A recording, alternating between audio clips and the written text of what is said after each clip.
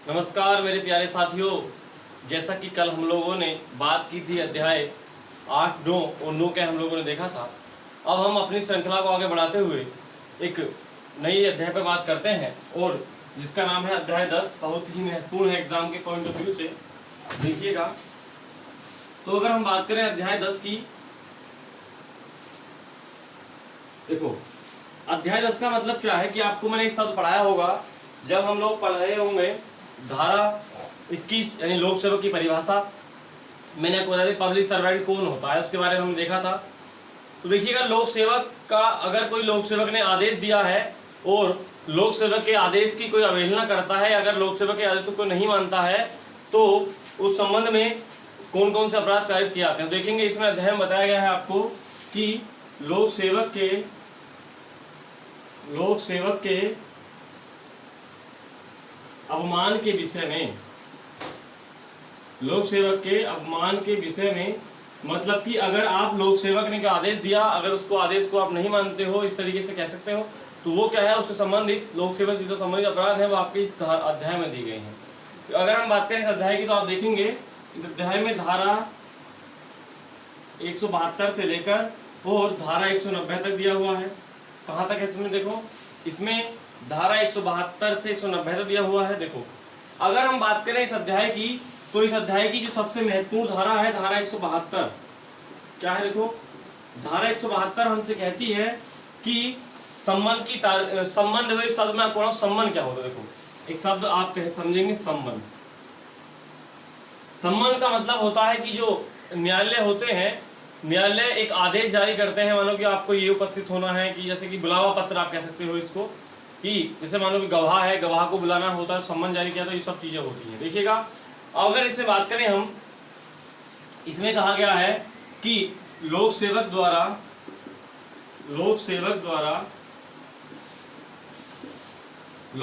द्वारा निकाले गए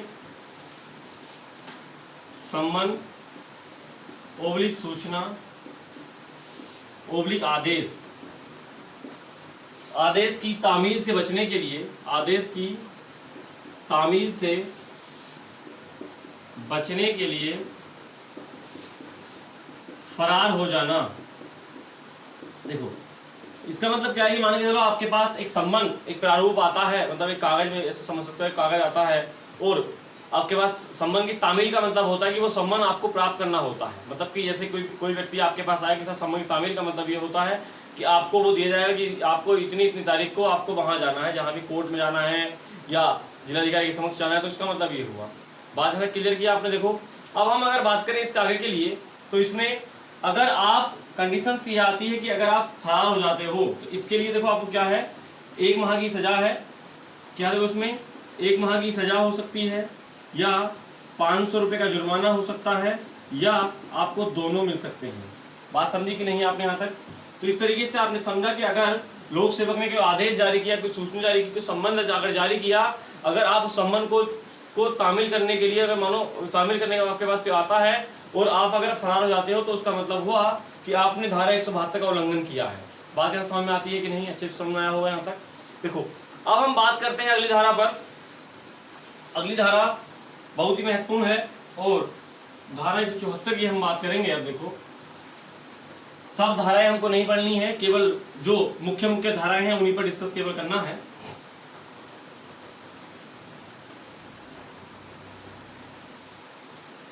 देखिएगा धारा 174 कहती है, धारा 174 देखो इसमें कहा गया है कि केवल देखो ऐसा हुआ, सम्मन आपके पास आया, आदेश आपने ग्रहण किया, लेकिन आदेश ग्रहण करने के बाद अगर गैरहाजिर रहे तो मतलब आप समय पर नहीं पहुंच पाते। देखिएगा इसमें कहा गया है कि लोक सेवक का आदेश न मानकर गैर हाजिर ओब्लिक अनुपस्थित रहना। क्या मैंने आपसे कि अगर आप लोक सेवक का कोई आदेश नहीं मानते हो और आप समय पर नहीं पहुंचते हो, इसका मतलब क्या हो गया, आप गैरहाजिर हो गए, मतलब वहां पर आप हाजिर नहीं हुए। तो इसमें क्या किया आपने, धारा 174 का उल्लंघन किया है। और जब आप धारा 174 का उल्लंघन करते हो, सेम सजा रहती है, पहले थी कि 1 माह की आपको सजा मिल सकती है, 500 का जुर्माना मिल सकता है, या आपको दोनों मिल सकते हैं। बात यहाँ तक क्लियर की हम लोगों ने, कोई समस्या आपको नहीं यहाँ तक, ठीक। लोक सेवक क्या होता है, ये पूरी की पूरी बात मैंने जब अध्याय 2 आपको पढ़ाया था तो वहां पर मैंने आपको लोक सेवक की परिभाषा के बारे में कि कौन कौन लोक सेवक होता है, कौन कौन लोक सेवक नहीं होता, वो सब चीजें आपके साथ डिस्कस की थी। अब देखो इसके बाद हम बात करते हैं आगे के लिए कि जैसे इसका उदाहरण मैंने भी आपसे कहा, उदाहरण देखो इसका क्या है कि अगर जिले का डीएम कह दो या आप कह दो जिला जज, अगर मानो जिला जज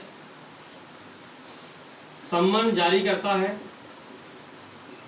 सम्मन जारी किया जिला जज ने, मतलब आदेश जारी किया, सम्मन जारी किया, और आपको जाना है वहां पर साक्षी ओब्लिक गवाह के रूप में, आपको मतलब कि गवाही आपको देने वहां जाना है, ठीक। और जब गवाही आपको देने वहां जाना है और अगर आप गैरहाजिर हो, मतलब आप वहां पर नहीं पहुंचे, तो इसका मतलब समझा जाएगा कि आपने क्या किया है, धारा 174 का उल्लंघन किया है। बात समझते हो कि सम्मन का मतलब क्या होता है। सम्मन एक कोर्ट जो न्यायालय होते हैं उनके द्वारा जारी किया गया एक प्रोफार्मा है, ठीक है, कि आपको इस समय उपस्थित होना है।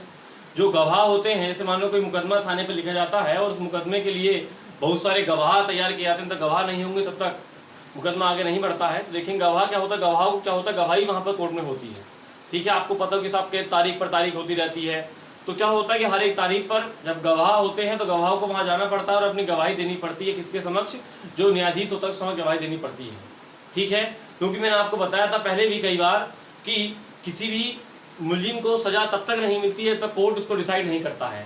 कोर्ट सब तमाम गवाहों के तरीके, आपने सुना होगा कि तमाम गवाहों के सबूतों के मद्देनजर रखते हुए, तो मतलब कि जब सब गवाह वहाँ गवाही दे देते हैं तब जाकर मानते हैं कि साहब ये अभियुक्त जो है, ये मुलजिम जो है, इसने दोष किया है कि नहीं किया है, अपराध किया कि नहीं किया।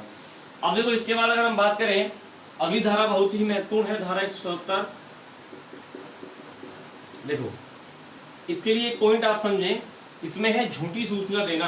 क्या है, झूठी सूचना देना, या आप कह सकते हो इसका एक शब्द जो किराई भाषा में है वो है मिथ्या इत्तिला देना। देखो अगर हम बात करें इसकी कि मिथ्या इत्तिला देना का मतलब क्या होता है, देखो अब इसे आप एक बात समझते हो, चलो इसमें एक एग्जाम्पल बहुत ही महत्वपूर्ण बताने वाला हूं आपको। देखो मैंने कहा कि ये कोई खेत है, क्या है, कोई खेत है, और आपके एक व्यक्ति है, जैसे मान के चलो कि कोई व्यक्ति ए व्यक्ति है और इसके अंदर, इस खेत के सीमाओं के अंदर, मतलब कि ए जिसका मालिक है, इसके अंदर बी व्यक्ति की हत्या क्या होती है, बी की हत्या हो जाती है, और ए जानता है कि बी की हत्या किसी ने की है। क्या जानता है कि ए जानता है कि बी की हत्या किसने की है, सी ने की है। बात समझी कि नहीं आपने, मतलब कि ए क्या है, किसी खेत का मालिक है और वो उसके सामने क्या किया है कि वो जानता है अच्छे तरीके से कि मेरे खेत के जो खेत है इसमें क्या किया है कि सी ने बी की हत्या की है। लेकिन जब इससे पूछताछ होती है व्यक्ति ए से, तो क्या होता है, ये कहता है कि साहब जो व्यक्ति मरा है वो सांप के काटने से मरा है। क्या हुआ है, सांप के काटने से जो है उसकी मृत्यु हुई है, ऐसा ये कहता है। तो इसका मतलब क्या हुआ, उसने क्या कहा, उसने क्या करा, मिथ्या इत्तिला देना, मतलब कि तो झूठी सूचना दी, ठीक। अगर वो ऐसा करता है व्यक्ति, अगर ए व्यक्ति ऐसा करता है तो सजा उसको मिलती है 6 माह, 6 माह की आपको कैद हो सकती है। क्या हो सकती है, 6 माह की कैद हो सकती है, या 1000 जुर्माना हो सकता है, या आपको दोनों हो सकते हैं। बात यहाँ तक स्पष्ट हुई कि नहीं हुई, ठीक। देखो मैं जो भी आपको धाराएं पढ़ाता हूँ, ऐसा नहीं है कि अगर आप बात करें मूल विधि की, तो इसमें अगर आप पढ़ेंगे किताब की भाषा को, तो जो किताब की भाषा होगी वो आपके समझ में आसानी से नहीं आएगी, ठीक। मैं आपको सारी की सारी धाराएं अपनी मतलब भाषा में लेकर और हर एक एग्जाम्पल के साथ आपको समझाने की कोशिश करता हूं, जिससे कि आपकी समझ में आसानी से आ जाए। देखो अब हम बात करते हैं इसके बाद अगली धारा पर। देखिएगा अब हम अगली धारा पर आते हैं।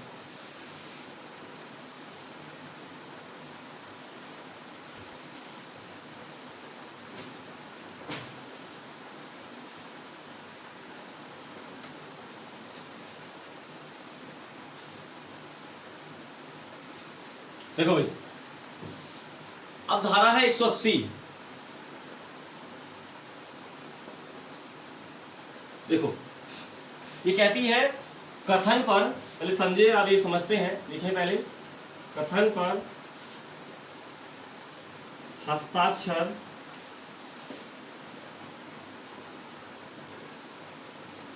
करने से इनकार। क्या है इसमें? देखो इसमें है कि जैसे मान के चलो कि किसी व्यक्ति ने कोई कथन दिया, मतलब क्या हुआ कि लोक सेवक को आपने कोई जानकारी, क्या करा कि लोक सेवक को क्या करा आपने, यहां समझेंगे बात को इसे, कि लोक सेवक को कोई आपने जानकारी दी, और जानकारी देने के बाद आपने कहा कि जो मैं जानकारी दे रहा हूं ये जानकारी सत्य है बिल्कुल ठीक, लेकिन जानकारी आपने दी, लेकिन आपसे कहा गया कि हस्ताक्षर आप करो, तो क्या करा आपने क्या करा कि इस पर हस्ताक्षर नहीं किए, मतलब जो सूचना आपने दी है उस पर क्या करा आपने हस्ताक्षर अगर नहीं किए हैं, इसका मतलब क्या करा कि आपने कथन पर हस्ताक्षर करने से इनकार किया है, यानी कि लोक सेवक का जो आदेश है उसकी अवहेलना की, आप ये भी मान सकते हो। देखो अगर इसमें हम बात करें, इसमें क्या है सजा, देखो तो 3 माह की इसमें सजा है, 500 रुपये का जुर्माना है, या दोनों है। ठीक, बात क्लियर हुई आपकी यहाँ तक? देखो अब हम इतनी बात हमने पूरी की पूरी बात की, सम्मान की तामील के लिए फरार हो जाना या झूठी सूचना देना, ठीक है, या लोक सेवा का आदेश न मानकर गैरहाजिर रहना। उसके बाद हमने बात की जो कथन आपने दिया है उस कथन पर हस्ताक्षर ना करना, ठीक है। देखो अब इसमें हम बात कर देते हैं, देखो अब इसमें हम बात कर लेते हैं धारा 186 की। देखो जो धारा 186 ये कहती है कि लोक सेवक के कार्यों में बाधा डालना, क्या है कि लोक सेवक के कार्यों में बाधा डालना। देखो समझेंगे इसको एग्जाम्पल से, इसका मतलब क्या है। देखो देखिएगा, इसमें एग्जाम्पल समझते हैं। नंबर 1, जैसे मानो कि कोई पुलिस ऑफिसर ही मान लीजिएगा आप, क्या है कोई व्यक्ति, जैसे कि कोई पुलिस ऑफिसर है, ठीक, और ये पुलिस ऑफिसर किसी गांव में जाता है, ठीक, गांव में जाता है, कोई गांव में कोई घटना घटित हुई है, कोई घटना घटित हुई है गांव में, कोई जैसे मान लो लड़ाई झगड़ा हुआ है, ठीक, और जब ये गांव में जाता है लड़ाई झगड़ा के बारे में, मतलब वहाँ का जो माहौल है या जो आसपास का जहाँ झगड़ा हुआ है उसको देखने के साथ झगड़ा कहाँ पर हुआ है, झगड़ा किस कारण से हुआ। लेकिन अगर वहाँ पर कोई व्यक्ति इसको मतलब कि डालता है बांधा, कि बताता नहीं, कोई बात इससे नहीं बताता है, या इसको जाने से रोकता है, ठीक, या इसको डिस्टर्ब करता है, ऐसे आप समझो, तो आप कह सकते हो कि उसने क्या किया है कि लोक सेवा के कार्यों में बाधा डाली, ठीक। देखो अगली बात इसमें आती है, अगला एग्जाम्पल समझेंगे इसमें, कि मान के चलो कि कोई एसडीएम या डीएम कोई किसी योजना के बारे में बता रहे हैं, क्या कर रहे हैं, किसी योजना के बारे में बता रहे हैं, और तभी क्या करता है कोई व्यक्ति खड़ा होकर हल्ला मचा देता है, ठीक, या वहां पर कोई उपद्रव कर देता है, तो इसका मतलब क्या हुआ कि लोक सेवक जो कार्य कर रहा था उसके कार्य में आपने क्या किया है, बाधा डाली है, ठीक है। तो क्या होगा, जब आप लोक सेवक के कार्य में बाधा डालेंगे तो वहां पर आपको कह सकते हैं कि आपने 186 का उल्लंघन किया है, ऐसी बात आप कह सकते हैं। बात यहाँ तक क्लियर हुई कि स्पष्ट हुआ कि नहीं हुआ यहाँ तक, ठीक है। देखो सब चीजें आसान भाषा में हैं, अगर फिर भी कोई बात आपको समझ में नहीं आती है तो आप कमेंट सेक्शन में कमेंट कर सकते हैं, ठीक है। देखो अब इसके बाद बहुत ही महत्वपूर्ण धारा जो बहुत बार लगती भी है, देखिएगा,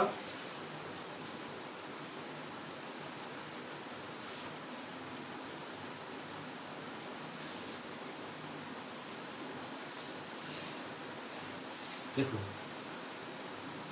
धारा 188 वर्तमान समय में बहुत ज्यादा, लॉकडाउन के समय तो बहुत ज्यादा ये ज्यादा महत्वपूर्ण है। लोक सेवक के आदेश की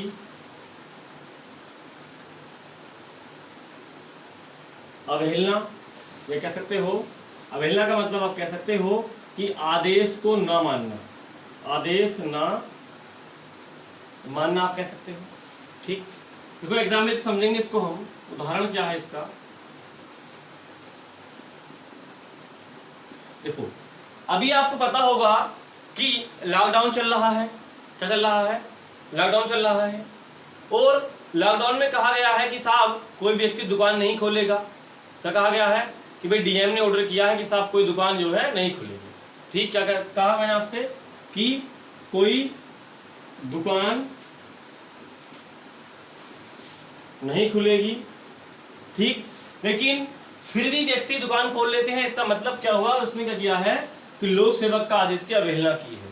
ठीक, नंबर 2 बात कहा गया आपसे कि साहब जुलूस नहीं निकलेगा। क्या कहा गया? कि साहब जुलूस जो है कि जुलूस निकलना होता है, लेकिन कहा गया कि जुलूस जो है वो नहीं निकलेगा। क्या कहा गया? कि जुलूस जो है नहीं निकलेगा, लेकिन फिर भी क्या होता है? व्यक्ति जुलूस निकाल लेते हैं। इसका मतलब क्या हुआ कि अगर वो आदेश नहीं मानते हैं, जुलूस निकालते हैं, फिर भी तो उसने का मतलब क्या किया है?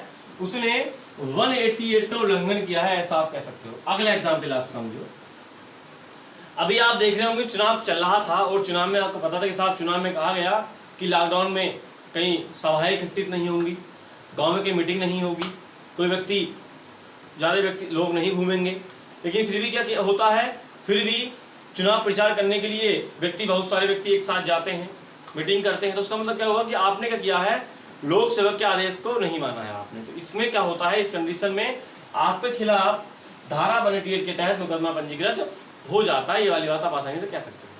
देखो भाई, अब इसके बाद अगली बात आती है धारा 189, बहुत महत्वपूर्ण है।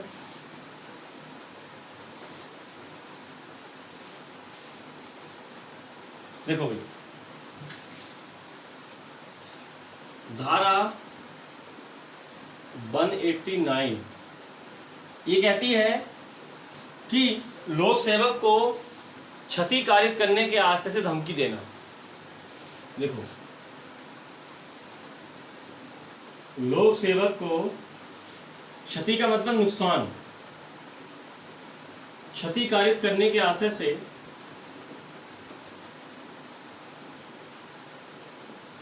धमकी देना। देखो समझो बात क्या हुई इसमें। इसमें कहा गया, जैसे मान के चलिएगा कि किसी व्यक्ति, कोई पुलिस वाला या कोई व्यक्ति, मान लो कि पुलिस वाला क्या हुआ। देखो उदाहरण समझेंगे इसमें आप। कोई पुलिस वाले ने आपसे कहा कि भैया आप जो है चुप हो जाओ, यहाँ पर आप मत खड़े हो, लेकिन उसने कहना नहीं माना। और जब कहना नहीं माना तो उस व्यक्ति ने कहा उस पुलिस वाले से कि ऐसा है कि अगर तू मुझे डिस्टर्ब करेगा तो मैं तेरा ट्रांसफर करवा दूंगा, उसको सस्पेंड करवा दूंगा। धमकी हुई कि नहीं हुई? क्षति करते धमकी हुई। कैसे सकते हैं? देखो इसमें कि पुलिस वाले को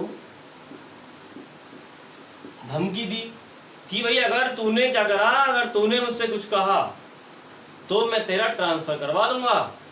ठीक, तुझको भिजवा दूंगा कहीं बाहर। ये धमकी हुई कि नहीं हुई? ठीक, उसके बाद देखो अगली बात समझो आप इसमें। डॉक्टर आप पे गांव जाते हैं, जैसे मानो डॉक्टर आप पे गांव गए कोरोना चेक करने के लिए, ठीक, या टीका लगाने डॉक्टर आप पे गांव जाते हैं, टीम बनाकर जाती है और आप पे करते हो। आप उनको देखकर कहते हो कि हम ऐसा नहीं करवाएंगे, हम ये चेकअप नहीं करवाएंगे, ये नहीं करेंगे, वो नहीं करेंगे। और आपने उल्टा उनसे कहा कि अगर आपने यहाँ पर अंदर कदम रखा तो आपको हम क्या करेंगे, मैं आपको जान से मार दूंगा या रास्ते में पकड़ लूंगा, ये एक्सीडेंट कर दूंगा, ये सब चीज़ें आपसे कही गई। ठीक है, मतलब ये हुआ कि जो लोक सेवक है अगर वो अपना काम मानो करने जा रहा है, कर रहा है, और कोई व्यक्ति उसको नुकसान करने के आस से धमकी उसको देता है, तो इसका मतलब क्या हुआ कि धारा 189 का उल्लंघन किया है। आप ये वाली बात कह सकते हैं। ठीक है, तो इस तरीके से हमने जो अध्याय 10 था वो तो पूरा किया। ठीक, मेन धाराएं हमने यहाँ तक देखी। अब बात करते हैं हम अध्याय 11 की। क्या करते हैं? देखो अब हम लोग आते हैं अध्याय 11 पर।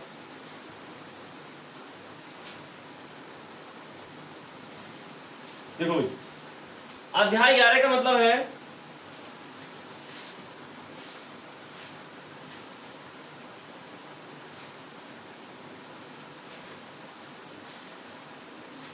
इसमें दिया गया है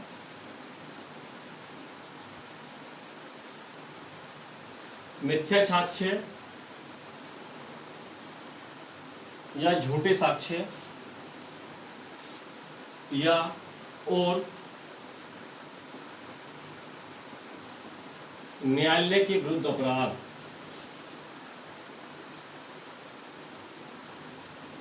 बात यहां का क्लियर की कि नहीं आपने? क्या है भाई, आप झूठे साक्ष्य देते हो या न्यायालय के विरुद्ध अपराध करते हो, तो वहां पर क्या होता है? अध्याय आपका 11 है। देखो अगर हम बात करें अध्याय 11 की, तो आप देखेंगे इसमें धारा 191 से लेकर 229 क्या तक दिया हुआ है। इसमें बात स्पष्ट हुई कि नहीं? देखो सबसे पहले इसमें जो धारा 191 या 191 है, बहुत महत्वपूर्ण धारा है, एग्जाम के लिए पॉइंट ऑफ व्यू से बहुत महत्वपूर्ण दिखेगा।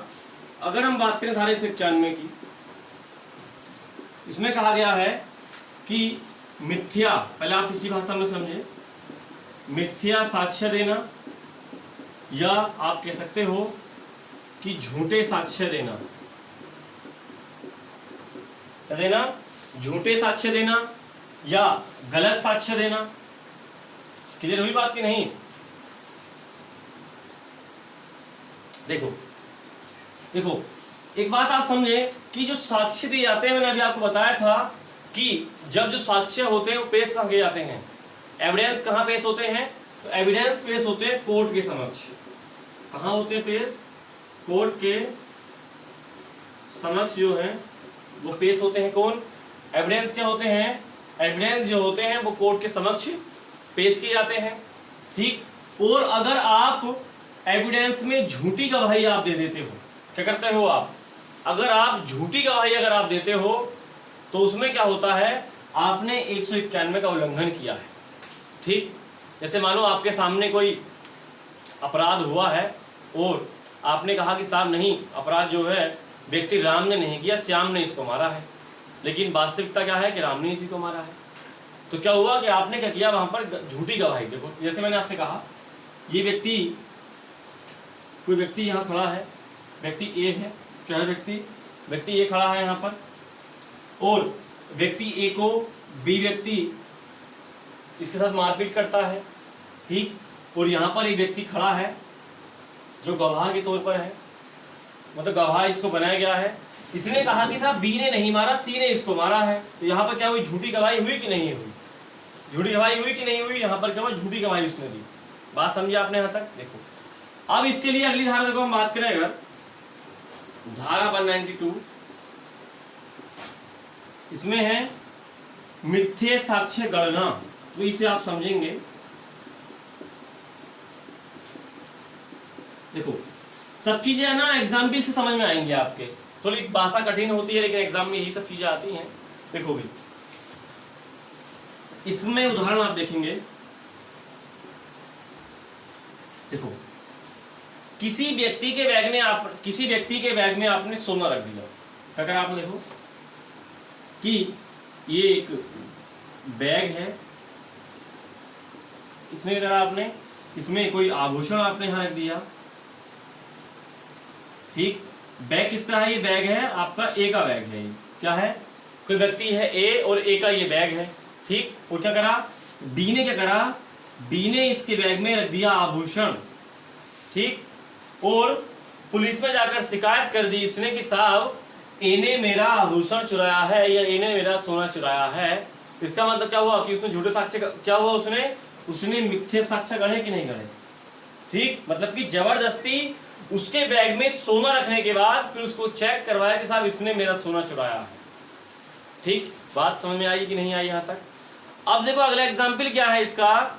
जैसे कि मान के चलो कि आप कहीं जा रहे हो, या ऐसे आप समझेंगे कि आपने क्या किया कि आपके पास मोबाइल था और आपने अपना मोबाइल किसी दूसरी व्यक्ति के जेब में रख दिया, और जेब में रखने के बाद आपने तुरंत कहा कि साहब इसने मेरा मोबाइल चुराया है, अब इसका झाड़ा ले लो।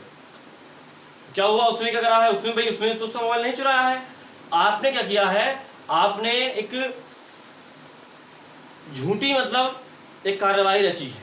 ठीक, बात क्लियर हुई यहाँ तक आपकी? देखो अब इसके बाद हम लोग बात करते हैं अगली, और धारा है 193, क्या है देखो धारा 193 कहती है आपसे कि इन इसके 191 दंड है। कहते हैं इसमें आप कि मिथ्या साक्ष्य के लिए दंड। देखो अगर हम बात करें दंड की तो इसमें आप समझ सकते हो कि इसमें 7 वर्ष की सजा हो सकती है या जुर्माना जो निर्धारित किया जाए या दोनों हो सकते हैं। बात कंप्लीट हुई कि नहीं हुई? यहाँ तक सारी चीजें स्पष्ट है एकदम एग्जाम्पल के साथ। सब चीजें क्या है स्पष्ट, किससे है? एग्जाम्पल से स्पष्ट है। अगर एग्जाम्पल आपने समझ लिया आप एग्जाम्पल अपने ही बना सकते हो, ठीक है, लेकिन समझ के वो चलना, रट्टा हमको नहीं मानना है, ठीक। देखो अब हम बात कर लेते हैं इसके बाद बहुत ही महत्वपूर्ण धारा 194 जो मैंने आपको पहले बताई थी कि साहब कौन कौन सी ऐसी धाराएं होती हैं जिनमें सजा मृत्युदंड होती है। तो देखेंगे इसमें आप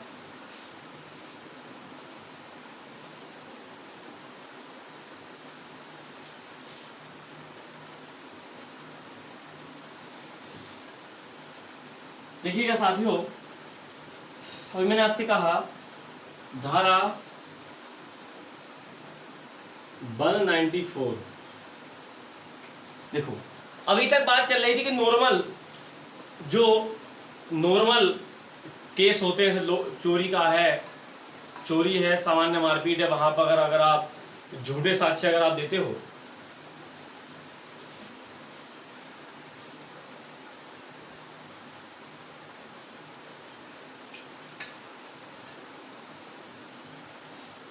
देखो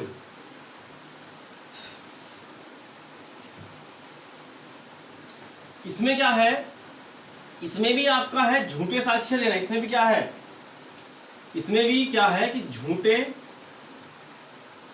ओब्लिक मिथ्या साक्ष्य देना ओब्लिक गणना। ये किसके लिए? ऐसे अपराध के लिए कि साहब मृत्यु दंड से दंडनीय अपराध को दोष सिद्ध कराने के लिए। क्या है देखो, मृत्यु दंड से दंडनीय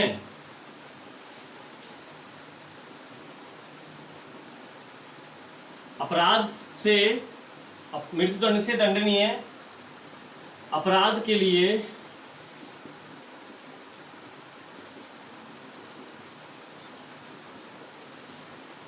दोष सिद्ध कराने के लिए क्या है उसमें, मृत्यु दंड से दंडनीय अपराध के लिए दोष सिद्ध कराने के लिए। मतलब कि ऐसा अपराध जिसकी सजा मृत्युदंड है और अगर आप उसमें झूठे साक्ष्य देते हो तो तब क्या होगा, तब धारा 194 का आपने उल्लंघन किया है, मतलब कि धारा 194 के तहत आपने अपराध कायद किया है। देखिएगा समझेंगे आप इसमें, मैंने आपको बताया था कि कौन कौन धाराएं ऐसी होती हैं कि जिसमें मृत्युदंड होता है। तो आपने एक सुना हो धारा 194 ऐसी थी। तो देखेंगे इसका, इसमें सजा क्या है। देखो देखिएगा जो 194 है, जैसे आपने एग्जाम्पल समझो, इसमें आप एग्जाम्पल इसका दिया, एग्जाम्पल इस तरीके से है इसमें कि जैसे मान के चलो कि किसी व्यक्ति की हत्या 302 धारा 302, इसमें क्या है, हत्या है, क्या है इसमें, हत्या है, ठीक। और हत्या तो की है राम ने, लेकिन जो गवाह है वो कहता है साहब राम ने हत्या नहीं की, हत्या की है श्याम ने। भाई 302 में क्या है, 302 मृत्युदंड है, ठीक। क्या हुआ वहां पर, लेकिन क्या करा, जो गवाह था उसने क्या करा, उसने झूठी गवाही दी। वो झूठी गवाही में कहा कि साहब हत्या राम ने ना करके हत्या श्याम ने की है, लेकिन वास्तव में क्या था, वास्तव में हत्या राम ने ही की थी, श्याम ने नहीं की थी। ये केवल झूठी गवाही के तौर पर सजा दिलाई गई थी किसी व्यक्ति को। तो एग्जाम्पल समझ में आया कि नहीं आया? मतलब कि ऐसे अपराध में झूठी गवाही देना जिनकी सजा मृत्युदंड है, तो अगर आप ऐसे साक्ष्य गढ़ते हो या देते हो तो आपको सजा मिलेगी, वो आपको मृत्युदंड से लेकर 10 वर्ष तक मिल सकती है प्लस जुर्माना, मतलब कि 10 वर्ष से सजा मृत्युदंड तक हो सकती है, आप ये वाली बात कह सकते हो। ठीक, बात क्लियर हुई यहाँ तक, स्पष्ट है सब कुछ। देखो अब अगर हम बात करें अगली धारा 195, सेम कुछ नहीं, सेम इसी का एक पोर्शन है। देखो इसमें बताया गया है आपको झूठे साक्ष्य देना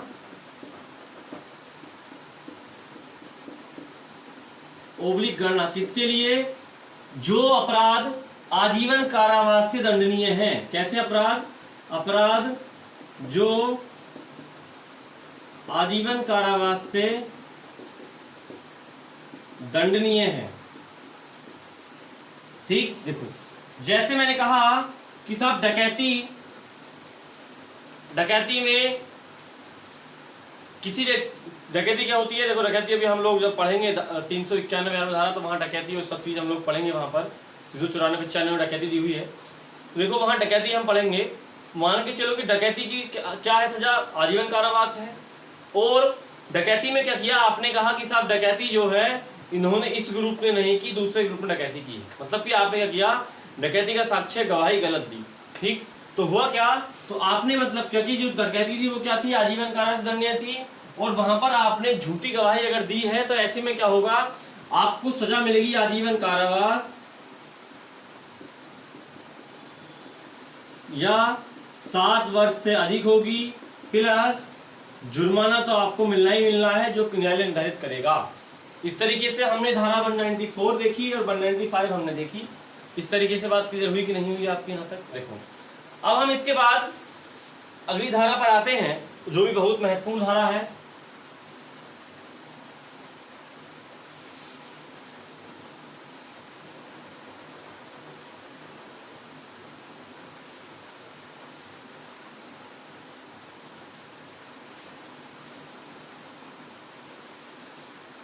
देखो धारा 201 कहती है,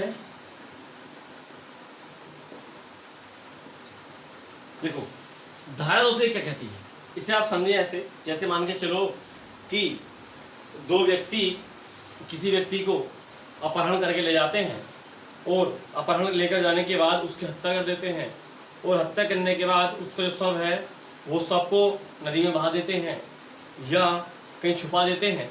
तो इसका मतलब क्या है कि आपने साक्षी तो उनको मिटाया है। क्या किया है आपने, साक्ष्य थे उनको मिटाया है आपने। देखिएगा इसमें कहा गया है कि अपराध का साक्ष्य मिटाना, क्या है इसमें, अपराध का साक्ष्य मिटाना। एग्जाम्पल मैंने भी आप समझा, देखो आपको क्या कहा मैंने आपसे कि किसी व्यक्ति की हत्या करके उसके शव को फेंक देना। क्या कहा मैंने आपसे, से आप समझे, किसी व्यक्ति की हत्या करके शव को छिपा देना, ठीक, नदी में बहा देना, कहीं फेंक देना, नाली में फेंक देना। मतलब क्या करा आपने, साक्ष्य थे उनको छिपा दिया है। इसका मतलब क्या हुआ कि आपने धारा 201 का उल्लंघन किया है। बात समझिए आपने यहाँ तक। देखो अब इसके बाद देखो अगली बात हम बात कर लेते हैं। अब अगली बात ये आती है, जैसे मान के चलो कि अपराधी है, अगर उसको आप शरण देते हो। देखो अब आती है धारा 212। देखो धारा 212 कहती है कि अपराधी को संश्रय देना, अपराधी को संश्रय या शरण, क्या करा, अपराधी को संश्रय देना, शरण देना। देखो इससे मान के चलो कि कोई व्यक्ति कहीं पर लूट करके आया है या चोरी करके आया है, क्या करा आपने कि अगर आप, जैसे मानो अगर आप, उदाहरण आप समझे, अगर आप चोर को घर में शरण देते हो, मतलब घर में अगर रखते हो आप, चोर का मतलब क्या हुआ कि कोई व्यक्ति चोरी करके भागा है और आपने क्या किया, आपके घर में आया और आपने उसको शरण दी, खाना खिलाया, पानी पिलाया, उसको विस्सल लगाया उसके लिए। इसका मतलब क्या, आपने अपराधी को शरण दी है। बात यहाँ क्लियर हुई कि 212 वाली बात हमने पूरी किया था। देखो इसका मतलब क्या हुआ कि जिस व्यक्ति ने उसको शरण दी है उस पर भी अपराध का, उसने भी अपराध किया है, ऐसा आप समझ सकते हो। देखिएगा, इसलिए आप ध्यान रखें कि अपराधी अगर है तो उसको अपने घर में मतलब ना बुलाया जाए। ठीक, देखो इसके लिए देखो इसमें एक चीज आप समझे, एक अपवाद है जो आगे आगे वाले के लिए चलेगा। अपवाद ये है कि अगर मान के चलो कि पति पत्नी के लिए अपवाद है ये, मतलब पति ने अपराध किया तो पति नहीं उसको शरण दे सकती है, और अगर पत्नी ने अपराध किया है और पति उसको शरण दे सकता है। ठीक, मतलब पति और पत्नी पर लागू नहीं होता ये वाला फॉर्मूला, बाकी ये सब पर लागू होता है। बात स्पष्ट क्लियर है एकदम यहाँ तक?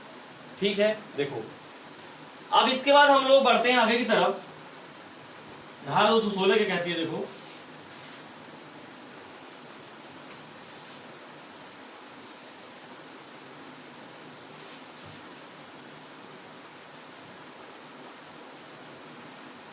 देखो धारा 216 है, देखो इसमें है कि ऐसे अपराधी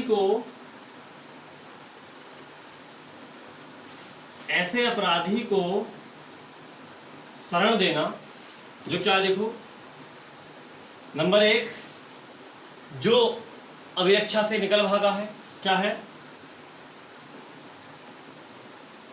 अभिरक्षा से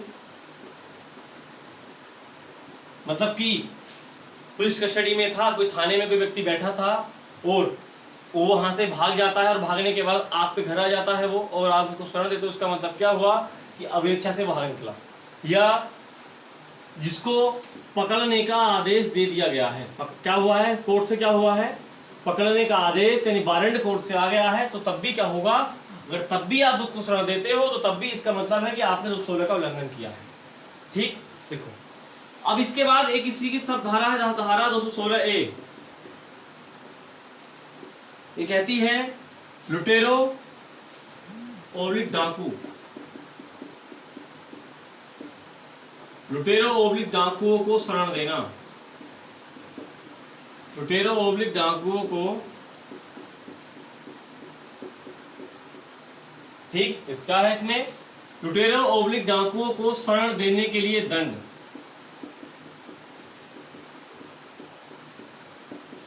ठीक है, देखो मतलब कि अगर कोई लुटेरा है या कोई डाकू है, अगर आप उसको शरण देते हो तो इसका मतलब है कि धारा 216A का आपने उल्लंघन किया है, और इसकी जो सजा है वो है 7 वर्ष प्लस जुर्माना।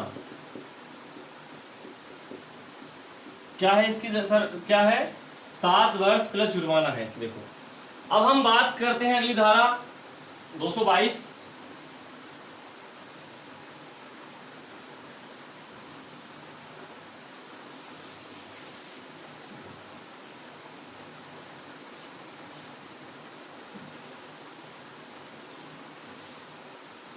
देखो भाई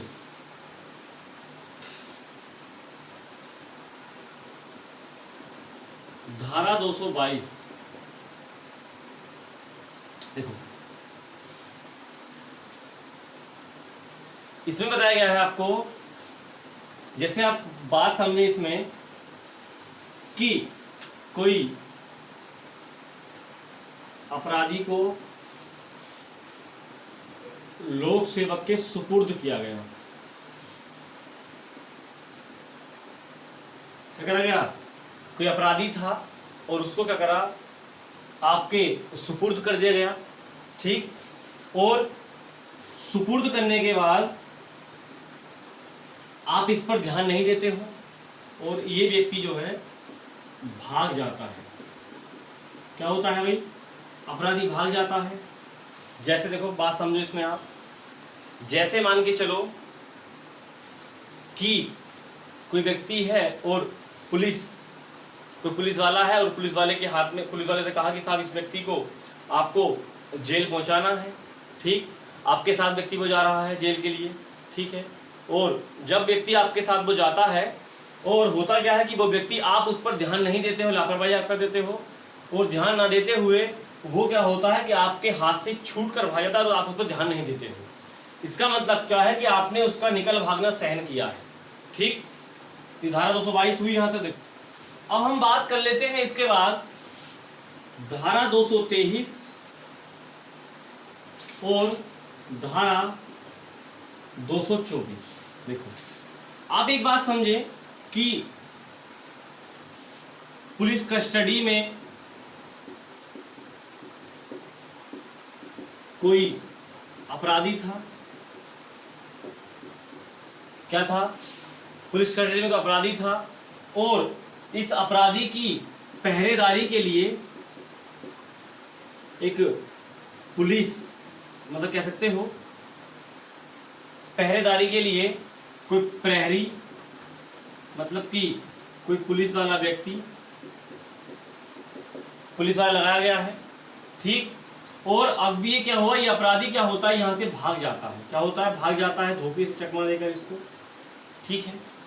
तो अब यहां पर क्या हुआ कि कोई अपराधी था, पुलिस कस्टडी में था और कोई व्यक्ति उसकी निगरानी में लगा हुआ था, कोई पुलिस वाला, और जब ये भाग जाता है तो आप ये कह सकते हो कि उसने क्या किया है कि अब जो व्यक्ति भागा, मतलब कि जो प्रहरी में था यहां पर, उस पर लगा 223 का मतलब कह सकते हो अब इसमें कि लोक सेवक की उपेक्षा द्वारा